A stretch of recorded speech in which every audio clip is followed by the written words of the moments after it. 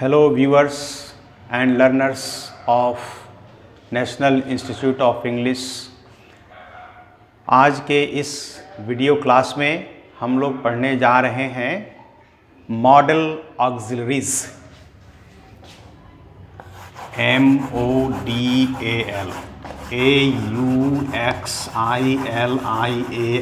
AUXILIARIES, model auxiliaries. ठीक है, तो ये मॉडल ऑक्सिलरीज क्या है?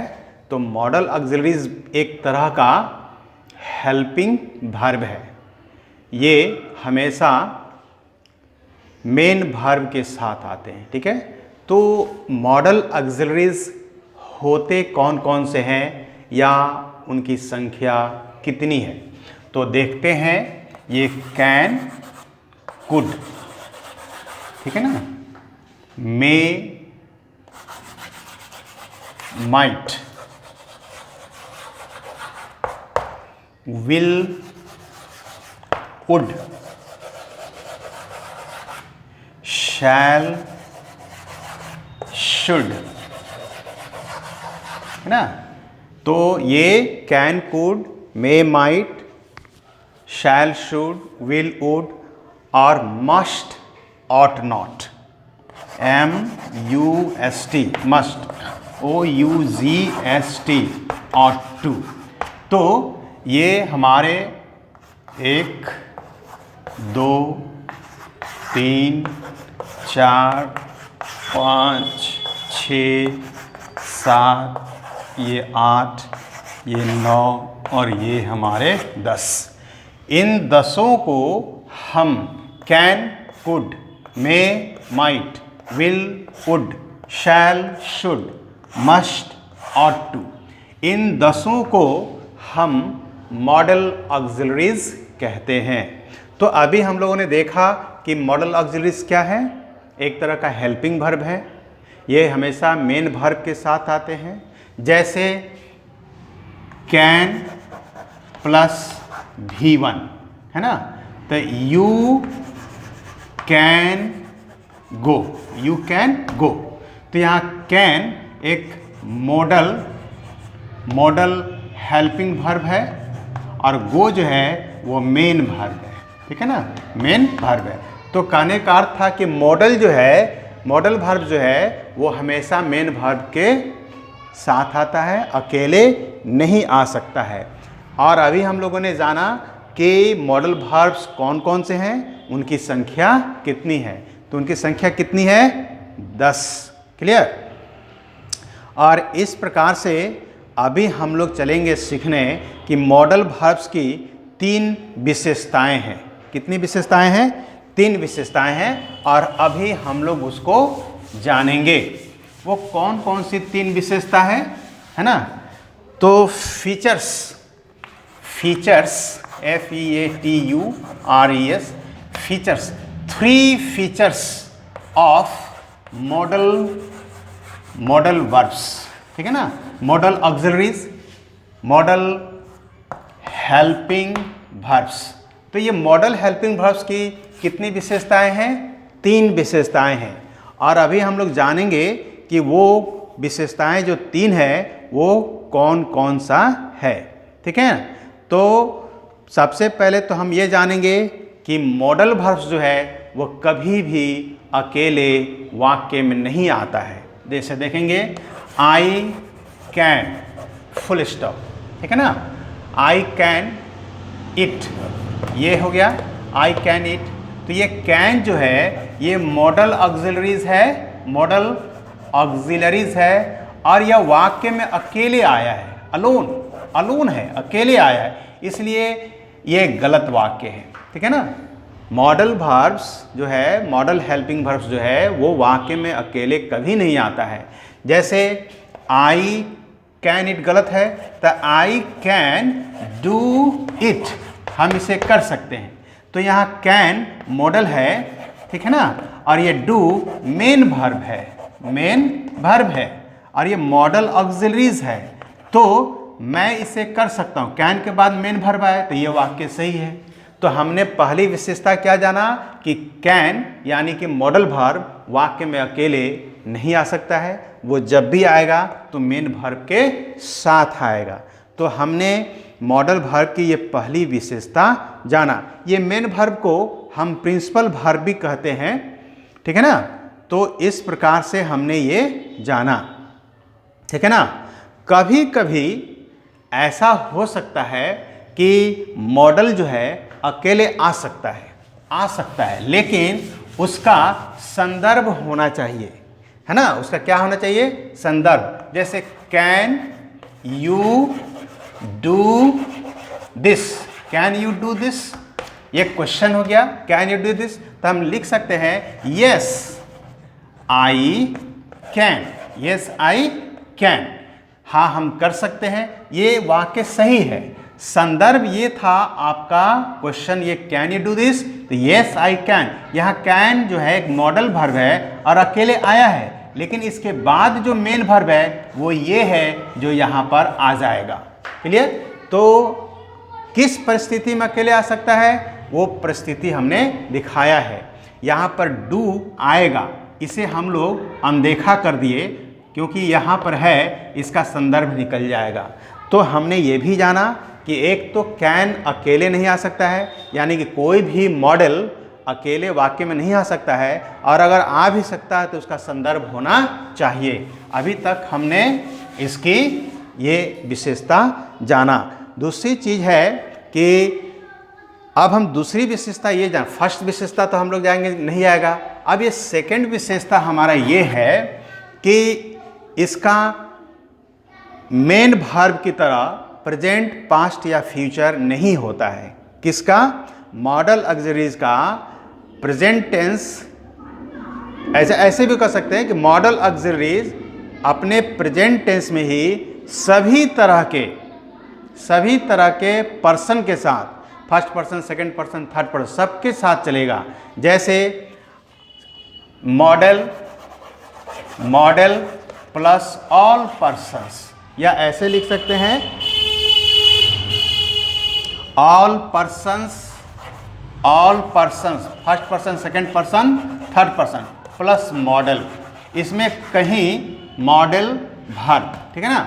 जैसे आई कैन हो सकता है फर्स्ट पर्सन, यू कैन हो सकता है आपका सेकंड पर्सन, और ही कैन भी हो सकता है, यानी कि फर्स्ट पर्सन, सेकंड पर्सन और थर्ड पर्सन, सबके साथ हम कैन का प्रयोग या किसी भी मॉडल का प्रयोग हम कर सकते हैं। तो अभी हम लोगों ने क्या जाना कि मॉडल वर्ब का प्रयोग सभी तरह के पर्सन के साथ एक ही रूप में हम उनका प्रयोग करते हैं।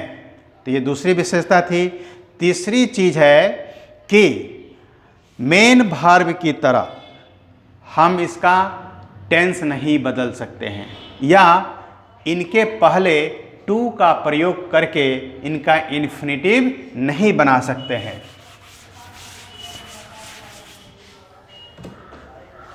थर्ड इसकी विशेषता है कि to plus modal verb is not equal infinitive verb, to infinitive verb. ये इस तरह से हम लोग इसका प्रयोग नहीं कर सकते। जैसे कैन के आगे टू लगा दिए और यह इन्फिनिटिव बन गया, ऐसा नहीं हो सकता है। इन्फिनिटिव वर्ब बन गया, ऐसा नहीं हो सकता है। उसी तरह से विल के आगे हम टू लगा दें और इसको टू इन्फिनिटिव बना दें, टू इन्फिनिटिव वर्ब बना दें, ऐसा नहीं हो सकता है। तो तीन बातें हुई किसके बारे में? मॉडल वर्ब्स की तीन विशेषताएं हुई जो अभी हम लोगों ने सीखा है। इसके साथ ही अभी हम लोग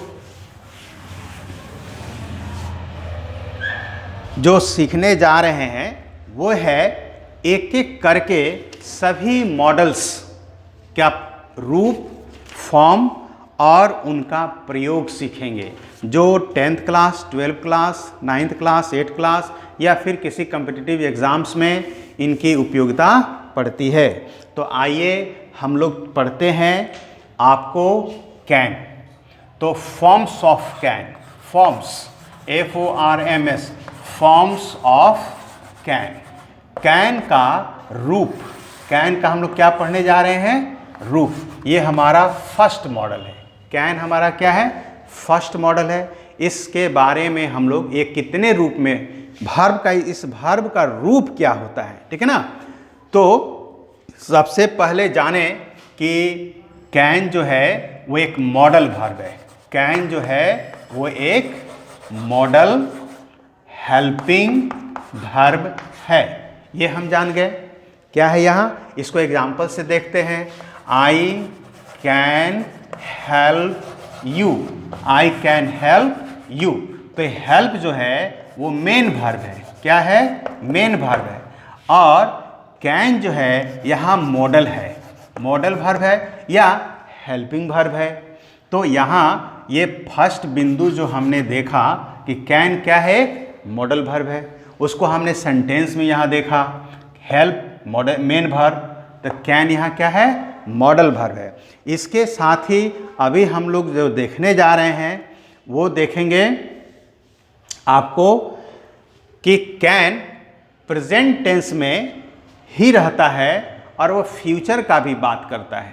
जैसे है ना, कैन जो है वो प्रेजेंट, कैन जो है वो प्रेजेंट फॉर्म में है। क्या चीज़ है? प्रेजेंट फॉर्म में है, प्रेजेंट फॉर्म में है, ठीक है ना। और यह फ्यूचर का बोध कराएगा। I can see you tomorrow. I can see you tomorrow. आप देखेंगे कि यहाँ टुमारो क्या है? फ्यूचर है। Future indicative word, future indicative word है। और यहाँ कैन जो है वो प्रेजेंट में है। किस टेंस में है? प्रेजेंट में है। तो I can see you tomorrow ये प्रेजेंट में है, लेकिन टुमारो फ्यूचर के साथ भी काम करता है। तो कैन प्रेजेंट होते हुए भी किसका काम कर रहा है? फ्यूचर में भी काम कर रहा है, लेकिन इसके रूप में परिवर्तन नहीं हो रहा है। तो अभी तक हमने ये दो विशेषताएं जानी, यानी कि कैन का जो फॉर्म होता है, रूप होता है, वो अभी तक हमने दो रूप इसका जाना। और भी रूप हम चल रहे हैं इसका जानने। तो कैन का ये थर्ड रूप हम देखने जा रहे हैं। क्या देखेंगे कि कैन जो है वह आपको प्रेजेंट के, कैन में present tense third person singular में एस नहीं लगता है। क्या नहीं लगता है? एस नहीं लगता है ना। तो कैन जो है वो फर्स्ट पर्सन है ना, या सेकंड पर्सन या थर्ड पर्सन, सब में एक ही रूप में रहता है, सब में एक ही रूप में। जैसे आई कैन डू इट, तो यहाँ फर्स्ट पर्सन है, कैन ही रहा। अब थर्ड पर्सन हुआ ही कैन डू इट, तो थर्ड पर्सन है ही, फिर भी कैन ज्यों क्या त्यों है, इसमें एस का प्रयोग हमने नहीं किया। तो हमने इसकी तीसरी विशेषता क्या जाना कि कैन किसी भी पर्सन के साथ में आएगा, उसके रूप में कोई परिवर्तन नहीं होगा। हम इसमें थर्ड पर्सन के साथ कैन का प्रयोग करते समय, हम इसमें एस का प्रयोग नहीं करते हैं, ये हमारी कैन की तीसरी विशेषता थी। इसी तरह से कैन का चौथा फॉर्म, फोर्थ फॉर्म जो है वो अब हम लोग देखेंगे। तो फोर्थ फॉर्म में ये चलते हैं कि हम इसमें आईएनजी नहीं लगा सकते हैं। इसमें आईएनजी, कैन प्लस आईएनजी का ये प्रयोग गलत है। ऐसा नहीं हो सकता है, इसमें एस नहीं लग सकता है, इसमें आईएनजी नहीं लग सकता है, इसमें एस या यस नहीं लग सकता है, ये भी गलत है। इसमें ईडी या ईएन का हम प्रयोग नहीं कर सकते हैं, ये सब का सब इसमें गलत है। जैसे यू कैनिंग इट, ये वाक्य गलत है। कैन में आईएनजी लगाकर उसका चौथा रूप हम प्राप्त नहीं करते, उसमें ईडी या ईएन लगाकर हम उसका तीसरा रूप प्राप्त नहीं करते हैं, उसमें एस या एस लगाकर हम उसका पांचवा रूप नहीं प्राप्त करते हैं। तो इस प्रकार से कैन का ये चौथी रूप था, फोर्थ फॉर्म्स था। और अब हम लोग इसका फिफ्थ फॉर्म भी देखेंगे। फिफ्थ फॉर्म क्या है, अब हम लोग इसमें गौर करेंगे कि कैन का जो इंट्रोगेटिव बनाना है उसमें हम डू या डज या डीड का प्रयोग नहीं करते हैं, है ना। In interrogative, in interrogative, in INTERO, in interrogative, in interrogative form. Can का इंट्रोगेटिव फॉर्म क्या है, जैसे can I do it, can I do it, तो यहाँ कैन जो है उसी रूप में आया। अगर हम कैन का प्रयोग करते हुए इंट्रोगेटिव सेंटेंस बनाते हैं तो कैन को वाक्य के शुरू में रख सकते हैं, जैसे can I help you, can you help me, can you help me. तो यहाँ पर आप देख रहे हैं कि कैन शुरू में आया और इंट्रोगेटिव बन गया। इसमें डू और डज का प्रयोग नहीं किया गया, डू और डज का प्रयोग इसमें नहीं किया गया। ये हमारा पांचवा फॉर्म था। और सिक्स्थ फॉर्म जो है इसका हम लोग निगेटिव देखते हैं। क्या देखते हैं, निगेटिव। तो निगेटिव में कैन का निगेटिव, जैसे निगेटिव फॉर्म इसका हम देखते हैं। क्या देखते हैं, निगेटिव फॉर्म। कैन का निगेटिव फॉर्म कैसे बनता है, ठीक है ना, निगेटिव फॉर्म। तो आई can not, I can not, CANNOT, I can not help you, I can not help you. यहाँ आप देखेंगे कैन नॉट एक साथ लिखा हुआ है। क्या लिखा हुआ है, ये एक साथ लिखा हुआ है। यही कैन नॉट का निगेटिव फॉर्म है। फिर निगेटिव बनाने के लिए डू या डज का प्रयोग हम इसमें नहीं करते हैं। और इस प्रकार से अभी हम ये ऐसे लिखे, निगेटिव फॉर्म ऐसे कभी नहीं लिख सकते। कैन और नॉट अलग अलग अगर हम लिखते हैं तो ये गलत फॉर्म है। किसका, कैन नॉट का। सही फॉर्म क्या है, ये एक साथ रहता है। तो इस प्रकार से अभी हम लोगों ने कैन का ये 5-6 फॉर्म देखा। और अब हम लोग इसमें जो पढ़ने जा रहे हैं यूसेस, ये इम्पॉर्टेंट है। जहां हम लोगों ने कैन का फॉर्म्स पढ़ा है, वहीं अब हम लोग uses of can, uses of can का प्रयोग हम लोग पढ़ने जा रहे हैं। तो कैन का हिंदी होता है सकना। कैन का हिंदी क्या होता है, सकना। ये आपको एक छोटी सी जानकारी, ठीक है ना। तो इस कैन का प्रयोग हम कहाँ कहाँ करते हैं, तो सबसे पहले तो कैन का प्रयोग हम करते हैं, can is used, can is used, can का प्रयोग करते हैं। Can is used, can is used for, can is used for, can is used for ability, ABILITY, ability, power, POWER, power, है ना। तो कैन का प्रयोग जो है हम पावर, एबिलिटी या capacity,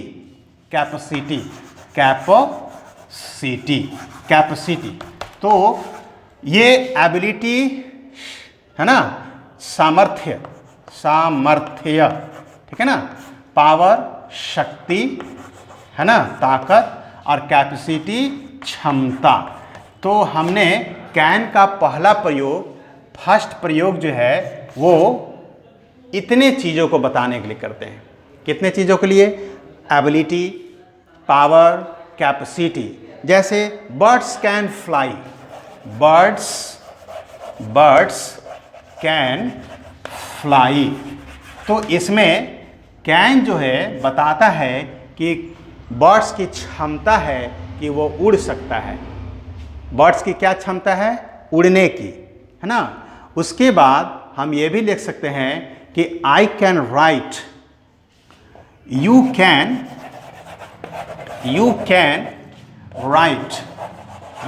right Urdu, you can write Urdu. तो इस सेंटेंस में कैन का प्रयोग किया गया है और ये बता रहा है कि आप उर्दू लिखने में सामर्थ्य हैं, आप उर्दू लिख सकते हैं, आपकी उर्दू लिखने की क्षमता है। तो इस तरह से हम लोग ये भी कर सकते हैं। एक और सेंटेंस देखते हैं, you can lift the box, you can lift the box, आप इस बक्से को उठा सकते हैं। ये आपकी क्षमता है, ये आपकी सामर्थ्य है, ये आपकी ताकत है। तो हमने कैन का फर्स्ट प्रयोग क्या पढ़ा? क्षमता, पावर, एबिलिटी या फिर कैपेसिटी बताने में करते हैं, ठीक है ना।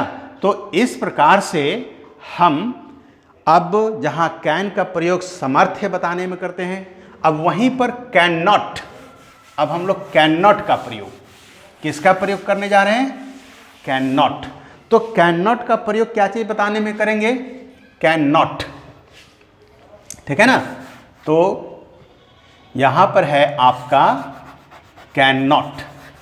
ये can not is used for telling inability, for telling inability या नॉट पावर, इनएबिलिटी यानी कि अक्षमता। क्या हो गया ये? अक्षमता, है ना, असमर्थता। असमर्थता को बताने में हम कैन नॉट का प्रयोग करते हैं, ठीक है ना। जैसे मैं तुमसे कल मिल नहीं सकता हूं, ये मेरी समर्थता नहीं है। I can not see you tomorrow, I can not see you tomorrow. तो यहाँ कैन नॉट जो है वो हमारी अक्षमता को बताता है। क्या बताता है? अक्षमता, असामर्थ्यता, यानी कि हम तुमसे कल मिलने में असमर्थ हैं। तो कैन का प्रयोग सामर्थ्य दर्शाने में और कैन नॉट का प्रयोग अक्षमता, असामर्थ्य को दर्शाने में हम प्रयोग करते हैं। और इस प्रकार से हमने कैन और कैन नॉट का प्रयोग सीखा। अब हम लोग चल रहे हैं कि कैन का प्रयोग फिर और किन चीज़ों के लिए करते हैं, ठीक है ना। तो गिविंग परमिशन, यहाँ पर can is used for giving permission, PERMISSION,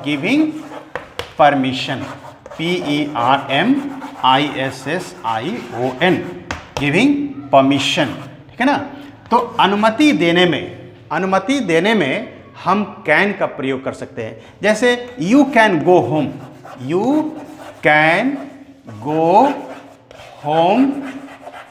now, तुम अब घर जा सकते हो, तुम अभी घर जा सकते हो। तो यहाँ कैन जो है वो क्या दे रहा है? अनुमति दे रहा है जाने का, अनुमति दे रहा है क्या चीज़ का? चले जाने का। तो कैन का प्रयोग हम परमिशन देने में करते हैं, ठीक है ना, परमिशन देने में करते हैं और हम परमिशन मांगने में भी करते हैं, है ना। तो अब हम लोग सीखने जा रहे हैं कि कैन का प्रयोग फॉर आस्किंग, है ना, डिमांडिंग परमिशन, है ना, asking for ASKING, asking for permission.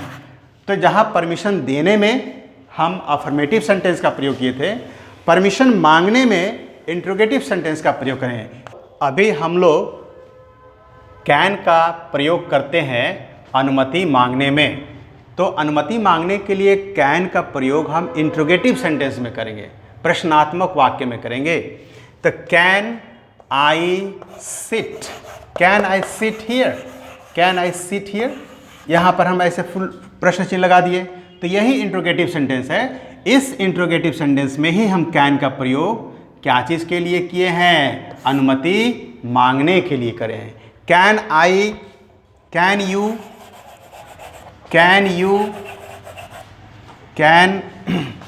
Can I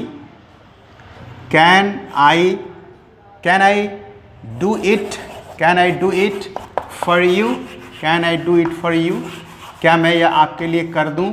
तो यहाँ अनुमति मांगने में, परमिशन मांगने में हम कैन का प्रयोग किए हैं किस वाक्य में? इंट्रोगेटिव वाक्य में। और अनुमति देने के लिए हम कैन का प्रयोग अफर्मेटिव सेंटेंस में करते हैं, जो इसके पहले पढ़ाया दिया गया है। तो इस प्रकार से अभी तक हम लोग कैन का लगभग 4 से 5 प्रयोग पढ़े हैं और 3-4 प्रयोग अभी हम लोग और पढ़ेंगे, ठीक है ना।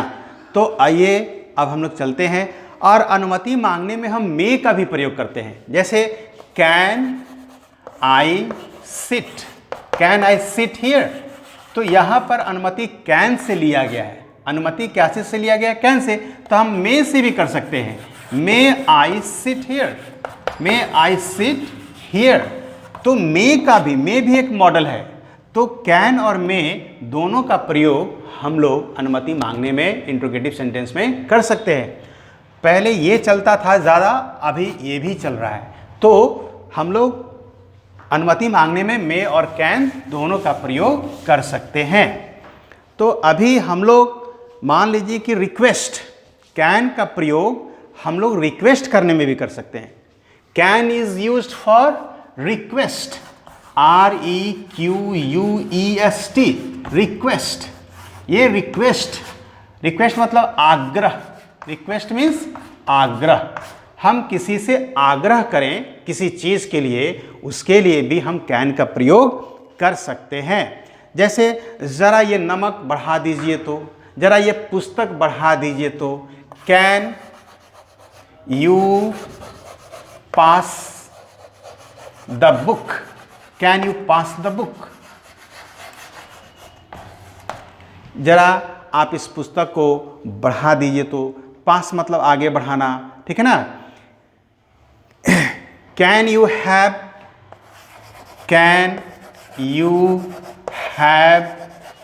सम टाइम फॉर मी, ये प्रश्न चिन्ह। तो इसमें हम आग्रह करते हैं कि क्या आपके पास कुछ समय है मेरे लिए। इसमें आग्रह कर रहे हैं, क्या आप ज़रा इस किताब को बढ़ा देंगे आगे।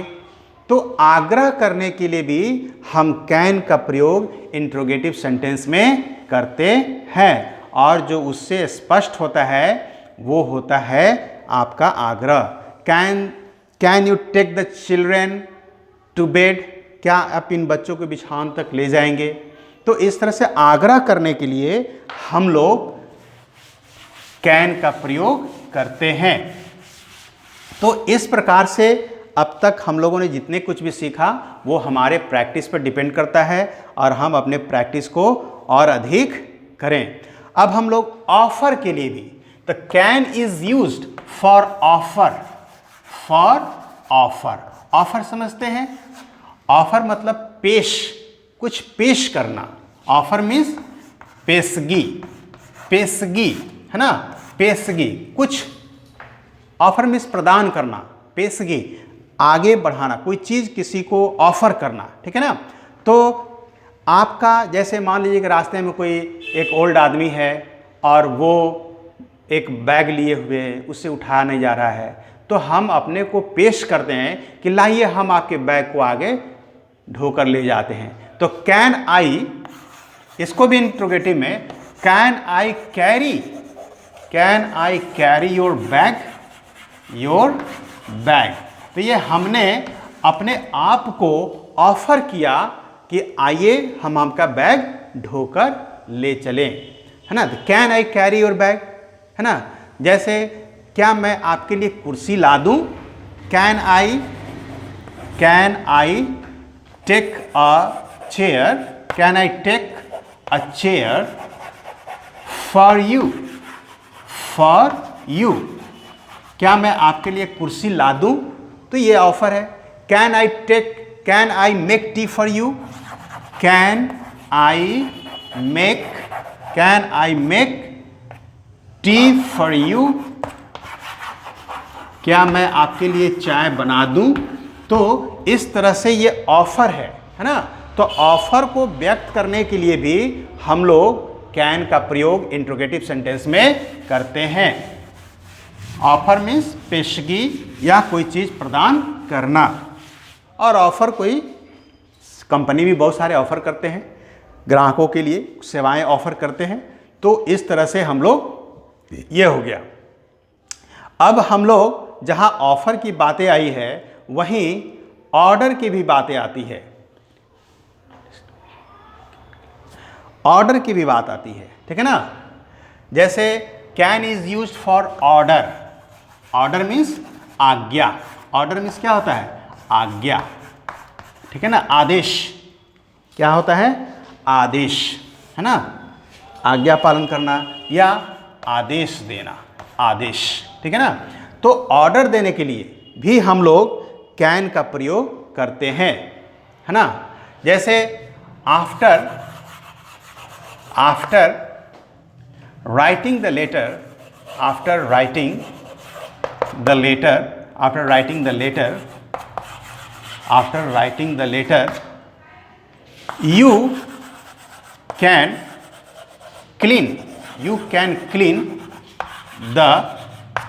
you can clean the chair। पत्र लिखने के बाद आप चेयर को साफ कर देंगे, ठीक है ना, या टेबल को साफ कर देंगे। या ऐसे भी कर सकते हैं कि you can sit there, you can go there, you can sit there, you can sit there, you can sit there, तुम वहां बैठो, तुम वहां बैठो। तो कैन का प्रयोग हम लोग आदेश देने में भी करते हैं। तो ऑफर में, ऑर्डर में। अब हम लोग कैन का प्रयोग पॉसिबिलिटी, संभावना। कैन का प्रयोग किस चीज के लिए? पॉसिबिलिटी के लिए। तो पॉसिबिलिटी, POSSIBILITY,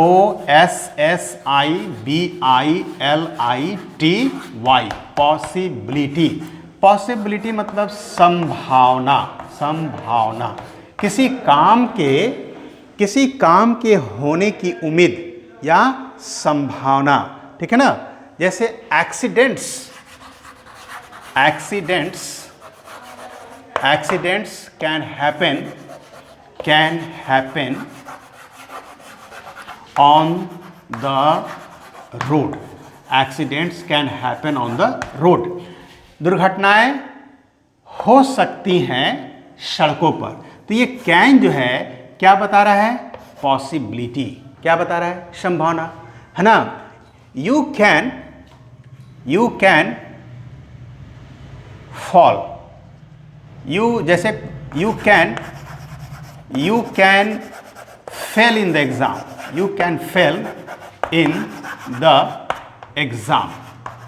अगर कोई बच्चा नहीं अच्छा से पढ़ता है तो हम संभावना उसकी बनी रहती कि वो एग्जाम में असफल हो जाए। तो you can fail in the exam, आप परीक्षा में असफल हो सकते हैं। It can rain tonight, it can rain tonight, ये संभावना है कि आज की रात वर्षा हो सकती है, वो एग्जाम में असफल हो सकता है, दुर्घटना सड़क पर हो सकती है। तो ये सब के सब संभावनाएं हैं, किसी कार्य के घटित होने का उम्मीद है या संभावना है। तो हम कैन का प्रयोग से भी इसको व्यक्त अंग्रेजी के वाक्य में कर सकते हैं। तो इसी क्रम में आइए हम लोग अपने ज्ञान को और बढ़ाते हैं, ठीक है ना। जैसे आप यह समझिए कि कोई कार्य, कोई चीज सत्य नहीं हो सकता है, सत्य नहीं हो सकता है और उसकी अधिक संभावना नहीं में होती है, फिर भी हम कैन का प्रयोग से इसको व्यक्त कर सकते हैं, है ना। Less possibility, less